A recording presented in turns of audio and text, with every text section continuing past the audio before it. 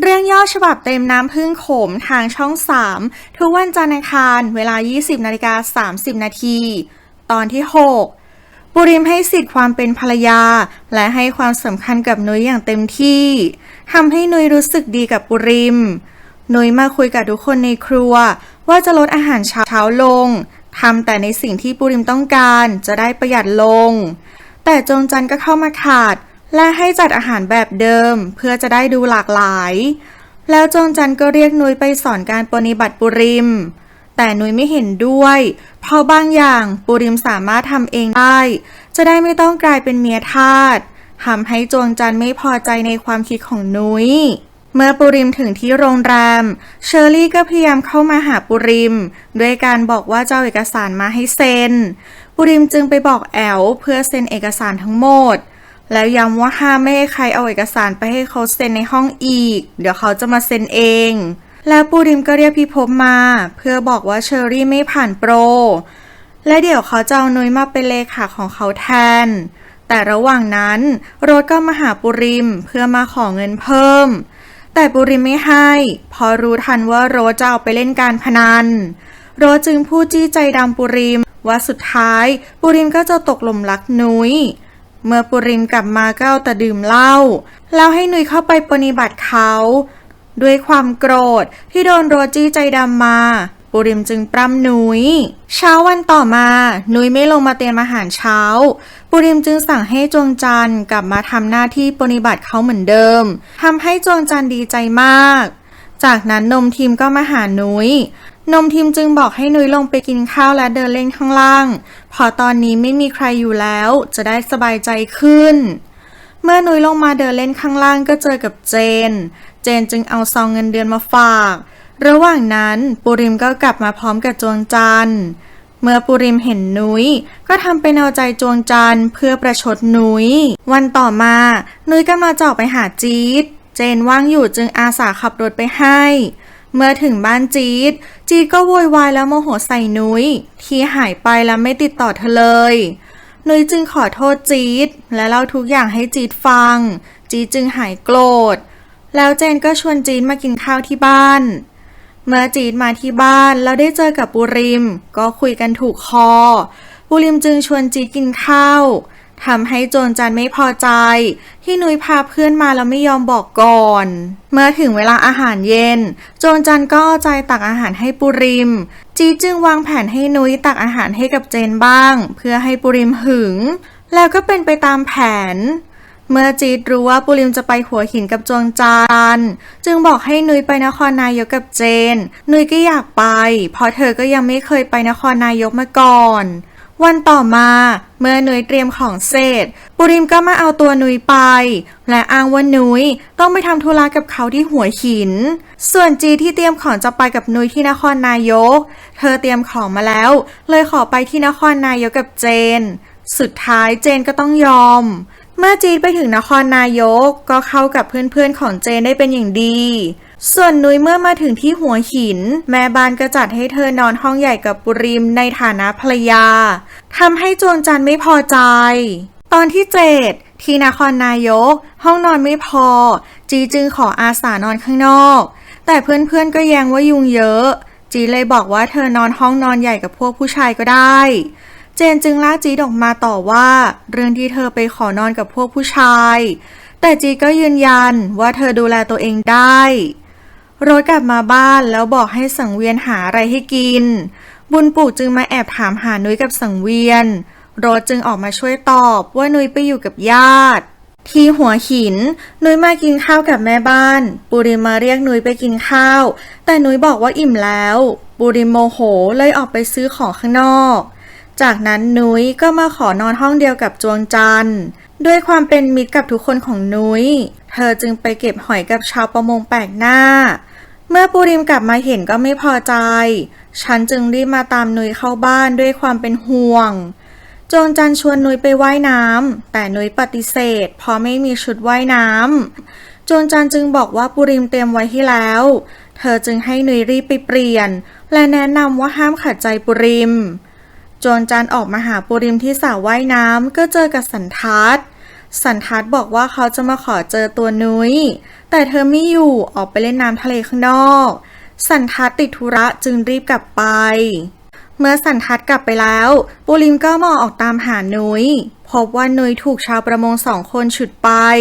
ปูริมจึงรีบไปช่วย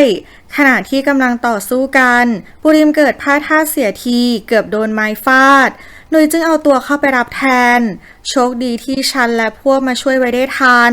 ชาวประมงจึงรีบหนีไปทำให้ปูริมซาบซึ้งใจในหัวใจที่กล้าหาญของนุ้ยและได้รู้ว่านุ้ยเป็นห่วงเขามากจนยอมที่จะเจ็บแทนเมื่อกลับมาที่บ้านโจรจันทำแผลให้กับปูริมส่วนนุ้ยก็เอาแต่ขอโทษปูริมที่ทำให้เขาบาดเจ็บโจรจันจึงให้นุ้ยไปพักเดี๋ยวเธอจะดูแลปูริมเองโรสเมาและโวยวายอยู่ในบ้านบุญปลูกจึงมาแอบฟังเมื่อโรสเห็นก็ต่อว่าบุญปลูกที่ชอบยุ่งเรื่องชาวบ้านจนมีเรื่องกันที่นครนายกเมื่อดึกแล้วทุกคนก็แยกย้ายกันไปนอนจี๊ดออกมานอนที่ห้องโถงเจนเป็นห่วงเลยมานอนที่ห้องโถงเป็นเพื่อนจี๊ดที่หัวหินกลางดึกโจรจันออกไปหาปุริมที่ห้องนุ้ยที่แกล้งหลับจึงตามไปแอบดูจนเห็นว่าปุริมและโจรจันเข้าห้องไปด้วยกันทำให้นุ้ยเสียใจมากวันรุ่งขึ้นนุ้ยมาคุยกับฉันเรื่องปุริมและโจรจันเมื่อปุริมมาได้ยินก็ต่อว่าฉันว่าเอาเรื่องของเขามาเล่าให้นุ้ยฟังนุ้ยจึงบอกว่าฉันไม่ได้บอกเธอเห็นเองปุริมจึงเล่าทุกอย่างให้นุ้ยฟังเขามีความสัมพันธ์กับโจรจันจริงเขารับโจรจันกับเจนมาอยู่ด้วยเพราะเห็นถึงน้ำใจของโจรจันเธอเป็นแม่และเมียที่อดทนรักครอบครัวไม่เคยห่วงตัวเองเธอทุ่มเทดูแลสามีทั้งหมดนี้ทำให้โจรจันชนะใจปุริมตอนที่8ปุริมเปิดใจปรับความเข้าใจกับนุ้ยพร้อมเล่าเรื่องราวที่เกิดขึ้นระหว่างเขากับโจรจันให้นุ้ยฟังจากนั้นทุกคนก็กลับกรุงเทพที่นครนายกพวกเพื่อนๆของเจนบอกให้คราวหน้าพาจี๊ดมาด้วยเพราะเธอคุยสนุกเจนเลยบอกว่าจี๊ดเป็นแค่ตัวแถมแต่ตัวจริงน่ารักกว่านี้มากทำให้จี๊ดน้อยใจที่เจนพูดแบบนั้นเมื่อนุ้ยกลับมาถึงกรุงเทพนมทิมก็รีบบอกนุ้ยว่าแม่ของเธอเกิดเรื่องนุ้ยกับปุริมจึงรีบมาที่โรงพักบุญปู่พยายามเอาเรื่องรถแต่นุ้ยก็ขอไว้บุญปู่จึงเรียกค่าทำขวัญ 50,000 บาทปุริมจึงช่วยประกันตัวและจ่ายค่าทำขวัญแทนให้จากนั้นปุริมกับนุ้ยก็มาส่งโรสที่บ้านโรสจึงต่อว่าเชิญที่ไม่ไปประกันตัวเธอจนหลุดปากเรื่องขายนุ้ยลูกแก้วจึงถามปุริมจึงอธิบายว่าไม่ได้ขายนุ้ยแค่ไปเฝ้าบ้านให้เท่านั้นลูกแก้วจึงเข้าใจการที่ปุริมช่วยประกันตัวโรสบวกกับได้เห็นความอ่อนโยนที่ปุริมมีให้กับลูกแก้วทำให้นุ้ยรู้สึกดีกับปุริมมากขึ้นแต่ลึกๆนุ้ยก็ยังไม่สบายใจเรื่องจวงจันทร์ก่อนกลับปุริมพานุ้ยมากินข้าวและมาคุยเคลียร์ใจกับนุ้ยว่าที่เขาซื้อเธอมาไม่ได้ซื้อมาเพื่อแก้แค้นแต่เพราะเขารักเธอปุริมจึงขอเริ่มต้นใหม่กับนุ้ยและปุริมก็แสดงออกชัดเจนให้ทุกคนเห็นว่านุ้ยคือภรรยาคนเดียวที่เขายกย่องวันรุ่งขึ้นปุริมมาคุยกับสันทัดว่าเรื่องของเขากับนุ้ยกำลังเป็นไปในทางที่ดีขึ้นสันทัดจึงเตือนปุริมเรื่องจวงจันทร์จี๊ดมาหานุ้ยที่บ้านนุ้ยจึงเล่าทุกอย่างให้จี๊ดฟังจี๊ดจึงพานโกรธโจรจันทร์ไปด้วยจากนั้นนุ้ยก็พาจี๊ดมากินข้าวในครัวโจรจันทร์มาเยาะนุ้ยที่มารับแขกในห้องครัวระหว่างที่จี๊ดจะกราบจี๊ดเกือบทะเลาะกับโจรจันทร์เพราะโจรจันทร์วางอำนาจใส่ทั้งนุ้ยและจี๊ดแล้วจี๊ดก็มาเจอกับเจนเห็นจี๊ดอารมณ์ไม่ดีจึงถามจี๊ดจึงบอกว่าทะเลาะกับแม่ของเจนแล้วจี๊ดก็รีบกลับไปเมื่อปุริมกลับมาก็มาคุยกับนุ้ยและพยายามหาหนทางให้นุ้ยรู้สึกสบายใจเขาจึงตัดสินใจให้โจรจันทร์กับเจนย้ายออกไปอยู่ที่อื่นตอนที่9ปุริมพานุ้ยมาว่ายน้ำที่โรงแรมแล้วเขาก็ป้อนอาหารเช้าให้กับนุ้ยเมื่อเชอรี่เห็นก็โกรธนุ้ยจนไปดักรอตบนุ้ยที่ห้องน้ำปุริมมาช่วยนุ้ยไว้และไล่เชอรี่ออกนุ้ยจึงพานโกรธปุริมแต่ปุริมก็สัญญาว่าเขาจะรักและมีนุ้ยเป็นภรรยาเพียงคนเดียวแต่นุ้ยก็ยังไม่วางใจโรสบุกมาหานุ้ยถึงบ้านและขอนอนค้างด้วย เช้าวันต่อมาโรสก็มายั่วโมโหและปั่นประสาทปุริมจนเขาหลุดพูดประชดว่าที่ซื้อนุ้ยมาก็เพื่อแก้แค้นเท่านั้นเขาไม่ได้รักนุ้ยเลยสักนิดซึ่งนุ้ยก็มาได้ยินเข้าพอดีจึงทั้งเสียใจและผิดหวังในตัวปุริมเลยหนีเตลิดออกจากบ้านไปปุริมร้อนใจมากจึงออกมาตามหานุ้ยที่บ้านของโรสก็ไม่พบส่วนเจนก็ไปตามหานุ้ยที่บ้านของจี๊ดจึงบอกว่านุ้ยหนีไปพักใจที่ร้านอาหารริมแม่น้ำที่ชอบพาลูกค้าฟู้ดทัวร์ไปกินประจำเจนเลยตามไปอยู่เป็นเพื่อนนุ้ยแต่แล้วปุริมก็ตามมาเจอเจนกับนุ้ยอยู่ด้วยกันเลยเกิดความเข้าใจผิดและออกอาการหึงนุ้ยจนออกนอกหน้าวันต่อมานุ้ยมาหาจี๊ดและเล่าเรื่องที่เกิดขึ้นให้กับจี๊ดฟังจี๊ดจึงแนะนำแผนให้กับนุ้ยโดยใช้เจนเป็นตัวช่วยจี๊ดจึงโทรบอกให้เจนมารับนุ้ยแต่ก่อนกลับเจนก็พานุ้ยไปกินข้าวส่วนปุริมก็โมโหโวยวายว่านุ้ยไปไหนแล้วไม่บอกเขาและมาปรับทุกข์กับนมทิมหลังจากที่เจนและนุ้ยกินข้าวเสร็จเจนก็ชวนนุ้ยไปดูหนังและตอนเย็นก่อนกลับเจนก็ชวนนุ้ยไปกินข้าวทำให้ทั้งสองกลับดึกเมื่อนุ้ยกลับมาปุริมโมโหมากจนทะเลาะกับนุ้ยจนนุ้ยตีหัวปุริมแตกโจรจันจึงรีบพาปุริมไปโรงพยาบาลพอปุริมกลับมาโจรจันก็กันท่านุ้ยจนไปพบปุริมไม่ได้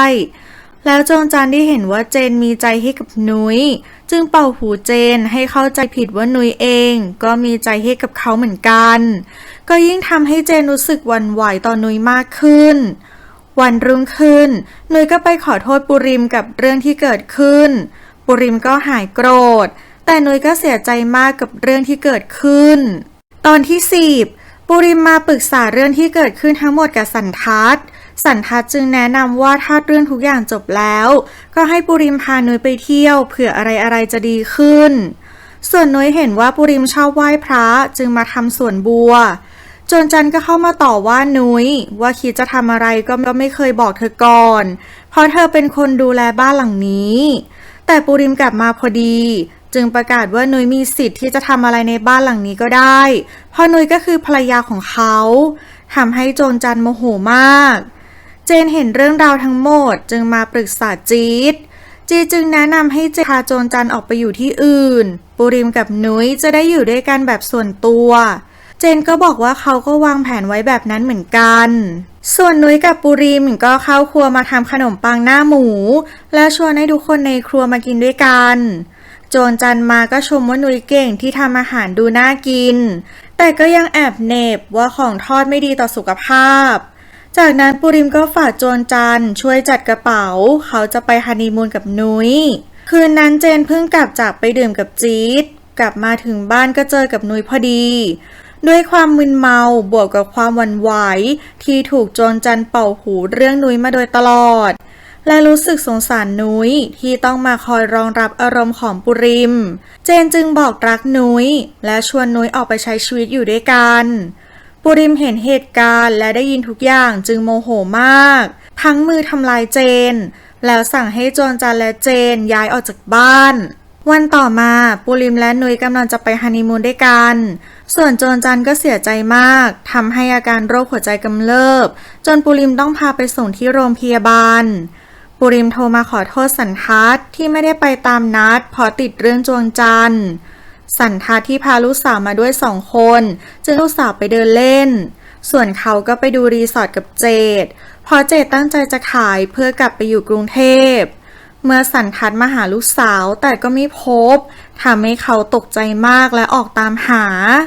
แต่ลูกสาวของสันทัศน์กลับไปเล่นอยู่กับแสงดาว